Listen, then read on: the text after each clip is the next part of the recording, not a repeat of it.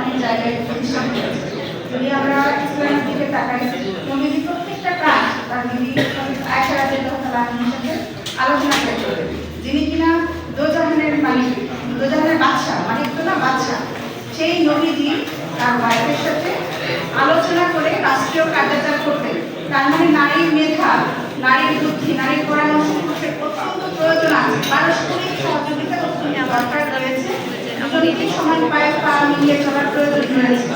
তারপরে আপনার হিন্দুইজমে দেখেন, হিন্দুইজমে আছে শ্রীকৃষ্ণ রাধাকে সমানভাবে প্রায়োরাইজ করতো, ওনার সাথে বিভিন্ন বিষয় নিয়ে পর্যালোচনা করতো এবং বিভিন্ন যুদ্ধ বিগ্রহ তাকে প্রেরণা দিয়েছে, উৎসাহ দিয়েছে শ্রীরাধা। তো এরকম প্রত্যেকটা ধর্মে আপনি যান, দেখেন নারী পুরুষ কাঁধে কাঁধ মিলিয়ে একসাথে পরস্পরকে সহযোগিতা করে এগিয়ে গেছে এবং বিশ্বকে সুন্দর করতে হলে, শুদ্ধতম করতে হলে এর প্রয়োজন অত্যাধিক। বেগম রোকেয়া দিবস সফল হোক, আমরা আজকে এখানে 5 জন মহিলাকে সম্মাননা দিয়েছি।